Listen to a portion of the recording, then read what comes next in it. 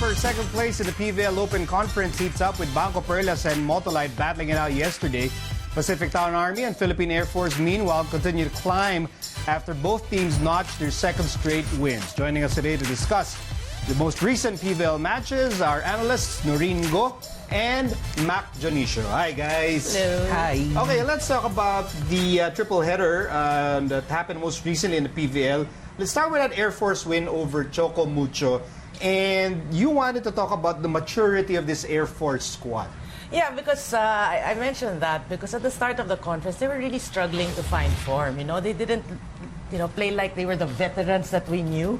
They had a 0-5 or 0-4 start. No, so parang they weren't the same team. So right now, with that first win and then now the second win against Choco Mucho, you can see that they're a different team, playing together, solid, talking to each other, learning from what happened so far in the conference, and they're showing maturity, what we knew of from before.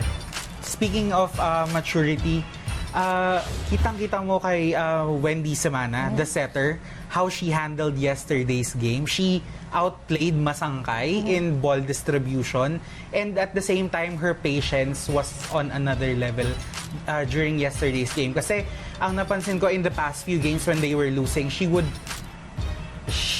look frustrated when pag may runs yung kalaban. But this time, she was patient.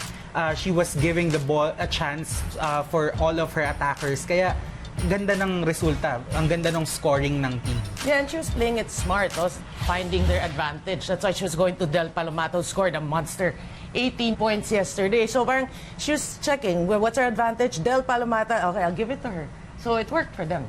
Yes, and very well distributed talaga. Yeah. All right, moving to the Pacifictown Army's win over Bali Pure and Noreen, you believe that this Army team is trusting the process. Bakit mo nasabi that they are trusting the process? No, the hard part kasi of having a veteran team also is, if things don't go right, it's like, okay, what's going on? Because Coach Kung Fu, I'm not sure how long he's been with the team, no? But I remember there are different coaches before as we covered or followed their career, no? So when things are not going right, parang it's hard. You'll see the struggles, the frustrations. But finally, you're seeing, little by little. Actually, it's a similar story as Air Force, I was telling him. They started out struggling, but now they're regaining their composure. And I feel that they're trusting Coach Kung Fu and what they're doing. Whoever he puts in plays well, even though, parang they put in, like yesterday, Dalia Cruz, a lot of other people. Everyone was contributing to their cause. And we have to remember that with the Philippine Army, Pacifictown, they're not like other teams who get 3 to 4 top-notch players every year. Yeah. They almost all of these players are enlisted personnel na dati pa na nandyan sa Army. Unlike before na doon talaga dumidiretso yung mga graduates na volleyball players, this time they're struggling to recruit players, but look at them. They're still competitive. And according to Coach Kung Fu yesterday, sobrang thankful niya kasi yung service nila na mabigat, na even dun sa mga hindi nag-turn into service aces, na nasisira yung play nung kalaban. Kaya nanalo sila. Yeah, and you see the discipline really because they're service women nga, in general. You see the discipline that they're playing. That their day-to-day schedule, I'm sure, is really hard. And then they get to play pa. So it's, hats off. They train at 6 a.m., by the way. Wow. That takes a lot of discipline. Yeah. Sometimes you win with discipline. Sometimes you win by playing inspired. And Noreen, you felt Motolite winning a 5-setter of Banco Perlas. That was because of an inspired performance. Yeah, of course, we know that Myla Pablo did not play. And it was her birthday, I think, yesterday. The kids really...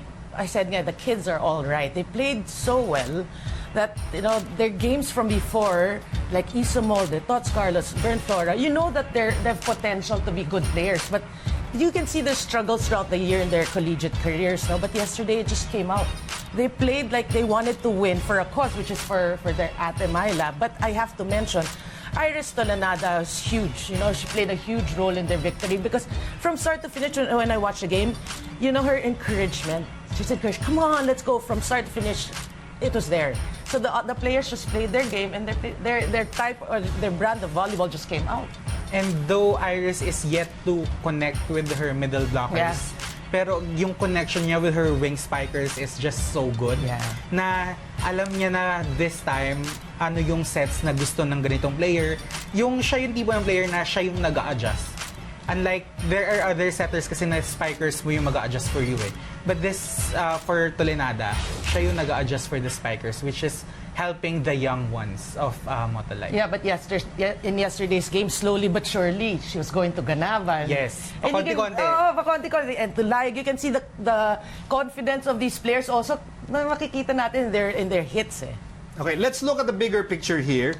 Looking at the team standings and the subplot now of this PVL tournament is, sino ba yung parang magiging malinaw na number 2 team? We have a long ways to go before we crown a champion. But very clearly, Creamline is on top. Right. Who's going to emerge as the clear parang top challenger to Creamline as far as the team standings are concerned? Well, you can see clearly, no? Petrogas is there, Motolite. But you know what's important right now is, for me, you notch up a couple of wins, and you can see na, dati, Air Force, ang layo. Bigla now, whoa, they're parang in the race. And even Army. So, it really, what's important really is to get your wins now. Focus on your wins. And, you know, your goal in getting into the top 4, or the top 2, hopefully, you know, nandyan na. Tsaka, merong malaking opportunity for the opponents of Creamline. Kasi we all know, Eliza Valdez and Gia Morado are flying to Thailand for training. And they're gonna be missing a couple of games. And at the same time, the entire Petrogas team is flying to Taiwan for a tournament wherein they will learn a lot. So when they go back, baka mag-iba yung tempo ng entire tournament because of all these. Wow, so many subplots, so many storylines happening in the PVL. Kaya naman dapat tutukan yung mga laro na yan. Thank you very much, Mac and Noreen, for joining us today. Thank you, Nico. Thank you. This has been The Score. I'm Nico Alili. You can also watch The Score on I1 for free. And we'll leave you now with a look at the opening of the NCAA badminton tournament. We'll see all of you again tomorrow.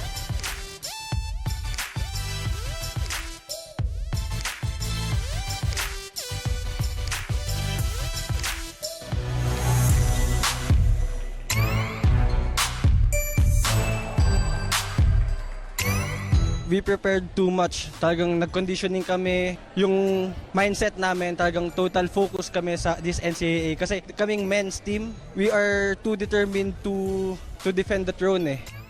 Ang lagi namin inisip na last season na namin eh. So dapat lagi buhos kami, buhos. Ngayon gagawin namin lahat para mag-champion. So experience na namin yung pantapat namin, tsaka yung skills na namin. Tsaka deserve ng San Beda to. Kasi yung effort ng San Beda, yung support sa amin ng San Beda, deserve nila na mabigay namin yung championship sa school. Actually, mas dominant sa amin ngayon yung mga rookies. Challenge namin kasi halos lahat ng maglalaro is bago pa, and then hindi pa nila na experience kung gaano yung competition sa NCAA. Compared last year, I think this year parang sobrang excited namin kasi at the same time, we need to defend the title that we earned last year. This year, our goal is to fight again as a team and as a family. And then, hopefully, and we're praying na sana ma-defend namin yung title namin.